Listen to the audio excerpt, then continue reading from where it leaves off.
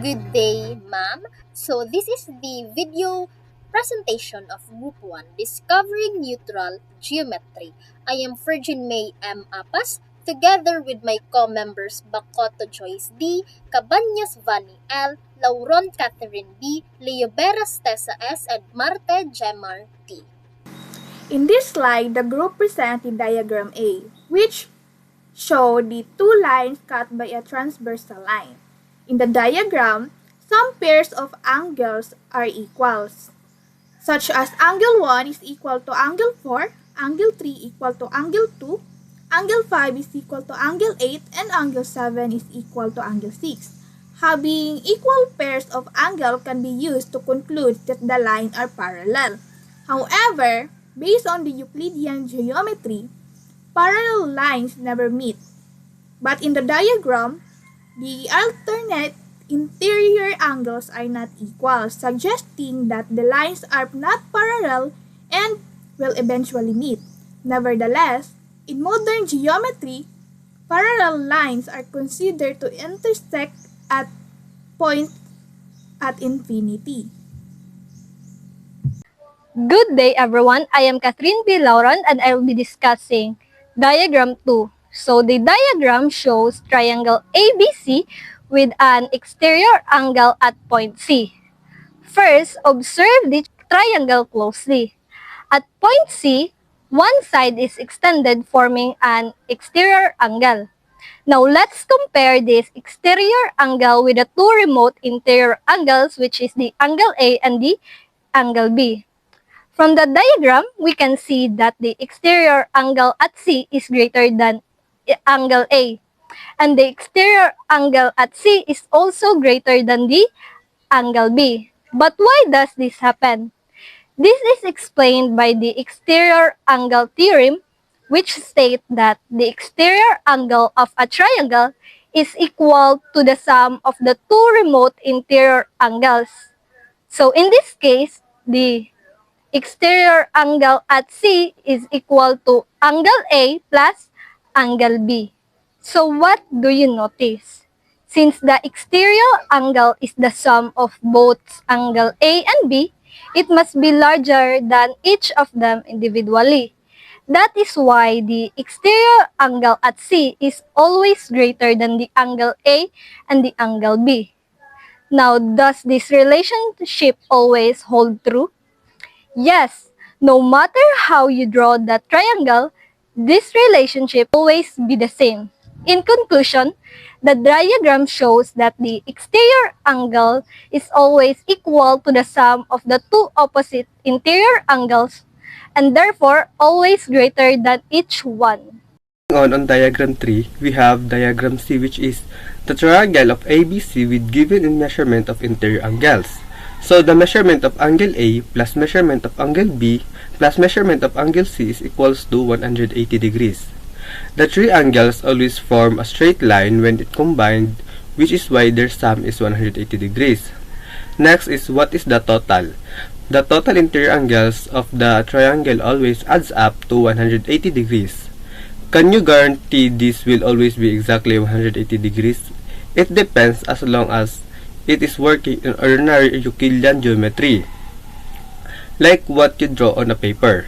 It will always be exactly 180 degrees. However, in non-Euclidean geometry, such as spherical or hyperbolic geometry, the sum may always be greater or less than 180 degrees. Now, we will present our conjectures about triangle angles and their relationship. We will discuss three conjectures along with their classification and justification. Now, let's start with conjecture 1. The conjecture states that the sum of the measure of angle 4 and angle 6 is equals to 180 degrees. This classified as sometimes true. It is because it is only true depending on how the transversal intersects the two line. If angle 4 and angle 6 are on the same side and from a straight line, then their sum is 180 degrees. However, if the line are positioned differently, the angles may not form a straight line, and their sum may be less than or greater than 180 degrees. Therefore, the conjecture is not always true. Next is conjecture 2. It states that the measure of the exterior angle at vertex C is equal to the sum of the remote interior angle at A and B. This is classified as always true. This is because the exterior angle and the interior angle at vertex C from a straight line which measures 180 degrees, since the sum of the interior angle of a triangle is always 180 degrees, subtracting the interior angle at C gives the sum of angles A and B. Therefore, this relationship always holds true for any angle. Lastly, conjecture 3 states that the sum of the interior angle of a triangle is 180 degrees. This classified as sometimes true. It is because it is true that in Euclidean geometry, where triangles are on flat surface and always sum to 180 degrees. However, in non-Euclidean geometries, such as spherical or hyperbolic geometry, the sum can be greater than or less than 180 degrees. Because of this, the conjecture is not always true in all contexts. So, we learned that some geometric statements depends on the type of geometry and the arrangement of lines, while some conjectures are always true, others are only true under certain condition. Understanding these differences helps us better analyze geometric relationship. So, we have a problem and diagram here. The problem states that in a triangle XYZ, the relationship between the interior angles is defined as follows. The measure of angle Y is twice the measure of angle X, and the measure of angle Z is 30 degrees more than the measure of angle X. So, we must find the following. Angle measurement of angle X in degrees, angle measurement of angle Y in degrees, angle measurement of angle Z in degrees, and verifying that the sum of the interior angles satisfies the triangle angle sum theorem in neutral geometry. So our goal is to determine the exact degree measurement of each angle and verify that they satisfy the fundamental laws of geometry. Now, let's define our variables based on the given conditions. We will let the measure of angle x be represented by x. From the problem statement, we know that angle y is twice the measure of angle x, so we denote it as 2x. Furthermore, angle z is 30 degrees more than angle x, giving us the expression x plus 30 degrees. Before we calculate, we must consider the framework of neutral geometry. According to the Saccheri-Legendre theorem, the sum of the angles in any triangle is at most 180 degrees. In the Euclidean plane, which we are assuming for this calculation, the sum is exactly 180 degrees. This allows us to construct our primary equation, which is measurement angle x plus measurement angle y plus measurement angle z is equal to 180 degree, and we'll let this as our equation 1. And here is our step-by-step solution. In step 1, we substitute the value into our equation 1. So we will get x plus 2x plus x plus 30 degree is equal to 180 degree. In step 2, we solve for x. By applying the closure property under addition, we combine like terms to get 4x plus 30 degrees is equal to 180 degrees. Using the subtraction property of equality, we subtract 30 degrees from both sides, resulting in 4x is equal to 150 degree. Finally, applying the division property of equality, we divide both sides by 4, resulting to x is equal to 37.5 degree. Thus, the measure of angle x is 37.5 degree. Now that we have the value of x, we can find the remaining angles. In step 3, we find angle y by substituting 37.5 degree into our expression 2x. So we will get the measurement angle y is equal to 75 degree using the closure property under multiplication. In step 4, we find angle z by adding 30 degree to our value of x. And the value of x is 37.5 degrees. And 37.5 degree plus 30 degree is 67.5 degree. So the measurement angle z is equal to 67.5 degree. And since we all got the degree measurement of each angle, we will now go to our step 5, which is the verification or verifying the sum of the interior angles satisfy the triangle angle sum theorem, which is the theorem is the sum of the three interior angles of any triangle is 180 degrees. To ensure our results are consistent with the triangle angle sum theorem, we add our three calculated values together. So first, we substitute the degree measurement of each angle that we've got, which is angle x is 37.5 degree plus angle y, which is 75 degree, plus angle z, which is 67.5 degrees, is equal to 180 degrees using the closure property under addition. We've got a sum of exactly 180 degrees, confirming that our solution is correct. For our reflection, our group discovered that in neutral geometry, angle position alone are not enough to prove that lines are parallel. We learned that proper justification is necessary before making conclusions, and we also understood that in triangles, the exterior angle is related to the two remote interior angles, and that interior angles follow a consistent sum, showing that um, angle relationships are logically connected. The most challenging part for our group was unlearning our initial assumptions because at first we believed that angle relationships automatically imply parallel lines and that all geometric results apply universally. However, through comparing and analyzing the diagrams, we realized that some results only hold under a certain condition.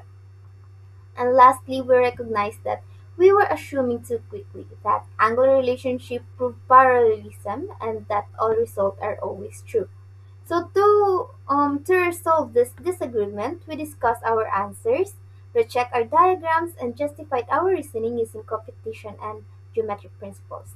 So through this process, we were able to correct our misconceptions and deepen our understanding. The group reflects on the peer feedbacks. The suggestion includes avoiding the use of we and instead using the third person point of view, as well as redrawing the diagram for clear angle levels. So the group agrees with this feedback because using the third person point of view makes the work more formal and appropriate for academic writing. Redrawing the diagram also improves clarity, making it easier to understand the relationship between the angles. Overall, these improvements help make the presentation clear, more organized, and easier to follow. So, una kay... eh, ito.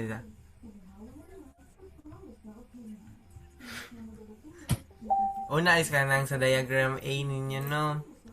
Wait lang. Sige, Chan, amin ako.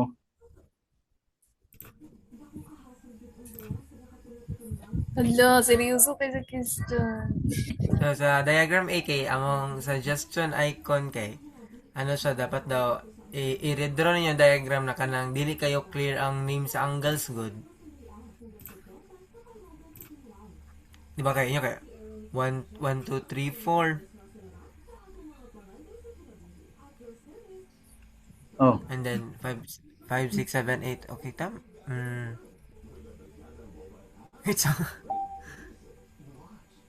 Ay, okay man. ay, kuha na Chan, ang comment na Chan kay blurry ang Numbers. Ang picture sa numbers Ang number, mismo. ang number. Yeah. Siguro kay i-icon lang nyo ang number na dun mismo ang icon ninyo kanang i-change good. Oh. Next kay accepted icon kata inyong ingon na however without explicit degree of measurements or congruent marks we cannot conclude that any angle from patay kung connection. We cannot conclude that any angle from the top cluster is equal to any angle from the bottom cluster. So, para sa mo is kanang okay kay siya sa mo kay marag parehas po siya sa mo ang na-observe. Sa amo ba ni Chan sa group 1? Next. Sa group 1, oo. Ilabani. And then sa diagram B is accepted po na mo tong parehas po sa mo ang reasoning na the remote exterior is larger than either the individual remote interior angle 1 or remote interior angle 2. And when the measures of the two remote interior angles are added together, the sum is exactly equal. Okay. So, sa diagram C, so, ang nami question icon. So, ang mukha lang marag kanang dapat magamit ka og kanang protractor na asay kanang ug dili siya kanang marag kanang sa taganay kanang marag dili siya exact kay di ba dapat naman ang mga decimal points ang mga angle sa muang sa muang protractor.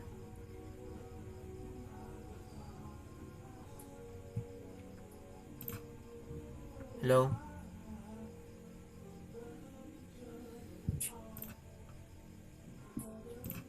Continue lang siya, nadunggan mo ka.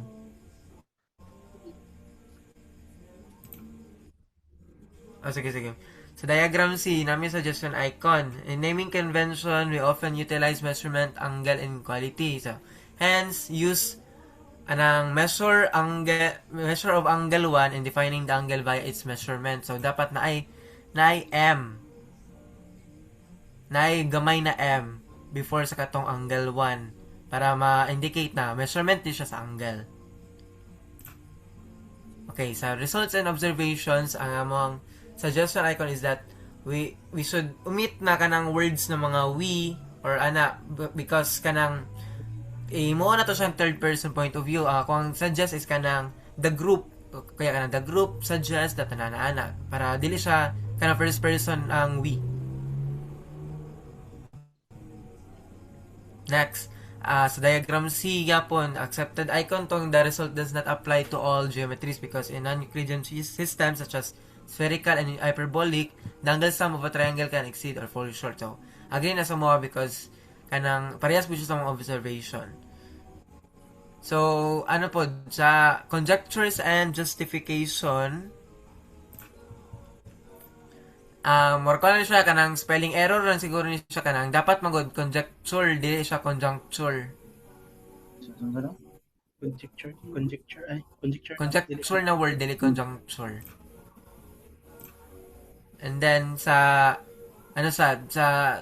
suggestion icon gyapon sa conjecture 1, name the relationship of the angle 4 and 6. Si 4 and 6 unsay relationship nila? Sa bro? Name the relationship of angle 4 and angle 6 sa imong conjecture 1. Sa conjecture 1. Conjecture 1. Unsa siya kanang sa to unsa itong mga relationship sa transversal kato? Unsa siya na linear pair ba? Next. Application problem, suggestion icon. So, ngano ang degree symbol kay nasa tunga wala siya sa taas. Ibabutan na namo siya sa taas para correct ang kanang convention niya ba. And then last is group 1 diagram C. Sa diagram C, to what extent is the 180 angle some universal constant? So, ang katubang imong ingon na kanang ang 180 degrees sa sum sa triangle kay sa tanan ba na siya na geometry or sa kuan lang, sa flat surfaces lang, such as Euclidean geometry. Ay, So, na malit pagka-clear nga lang, na dyan. okay. Dapat, Mara po to. depende din na dapat. Dili siya always, yes. Dili siya always kuan true. Sigaw. Marata mo ang suggestion sa group 1.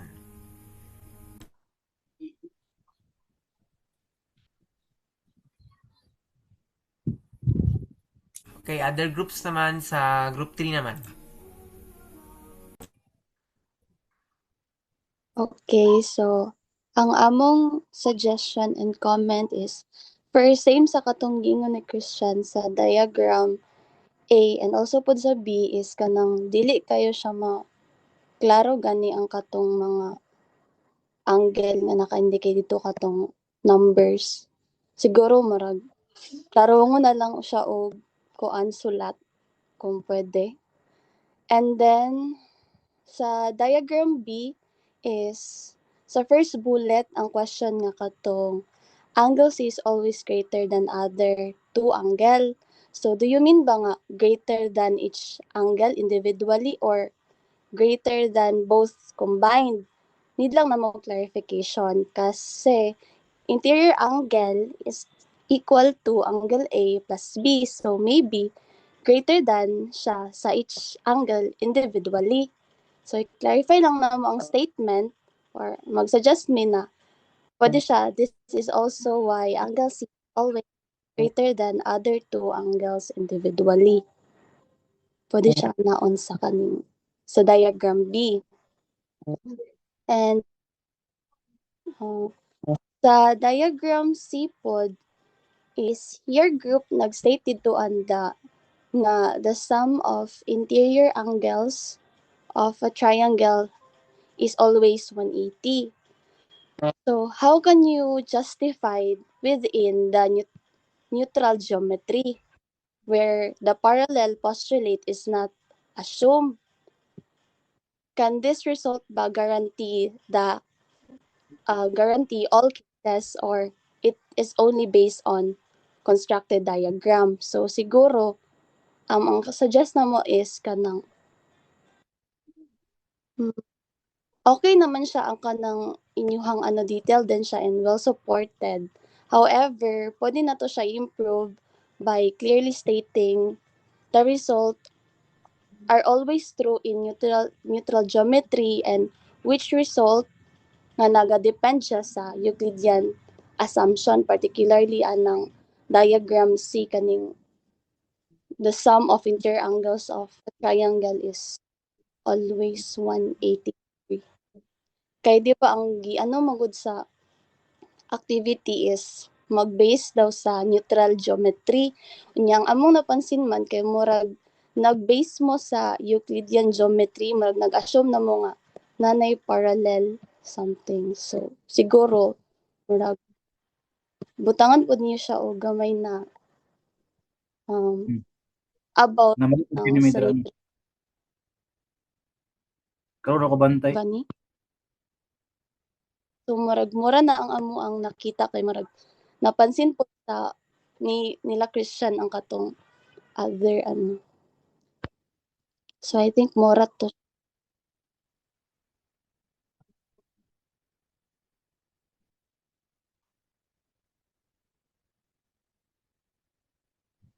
Si group 4 na mag-comment.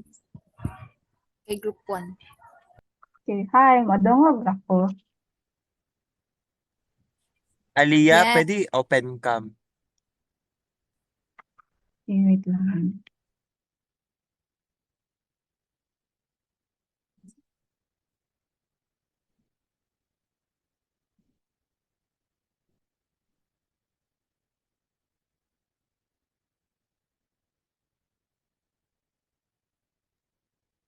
Madungog na ko, guys. Go. So, ang amo ade ay amo ang kanang murag na focus sa amo ang suggestions kay more likely kay kanang sa face validity sa sa group 1 sa ilang output. So, una ta sa written. So, sa written kay namo first na suggestion na icon. So nato kay considering that the university has adopted the new official font, so kani ang ginaminan ni kay kato ning sa cover page. So, di ba naman tayo new official font sa USEP. So, suggest na mo nakatungkoan mo i-use tong bag-o ni sa font katong si Z para ma-match po daw siya sa branding sa university. Ang next kay for suggestion gihapon ni siya ng icon. So sa napansin lang namo sa for symbols like degree and angle symbols, i-try ninyo na utilize ang katong insert insert equation features sa Google Docs kay murag now paste daw pud good siya diretso or like wala siya nakuan kay ang angle symbol kay more sa center sa butang so naman siya ni Christian Gayna. So next kay try placing the diagram labels or captions below the figure. So this allows the reader to first see the image, then read the caption to understand what it represents. So inyo mong kay nasa ibabaw na butang ang kanang caption or like label sa kanang diagram. So ay lang. Ang next kay wala to. So ang agree icon na mo kay okay ra mo bisan yung content. So wala to mga minor lang na like napansin na mo sa inyong like face validity sa inyong written output. Wala. Thank you.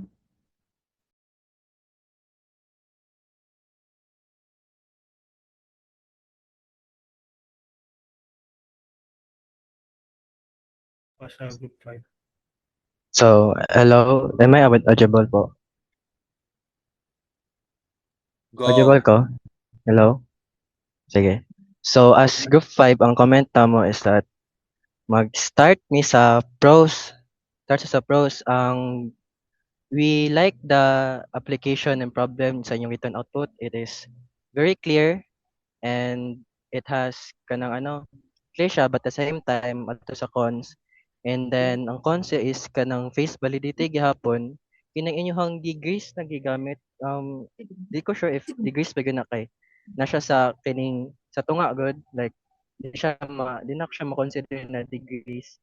And balik ta sa cons na ganahan ko kay ang inyong solution is that step by step at the same time you give reasoning in which property has been used in solving the problem. And moving on sa discussion, maybe find some kining sa inyong citation ay much recent guro na study in sa triangle sum theorem pod or maybe nag-cite na lang for for recency and the same time very good. Mo lang. Thank you.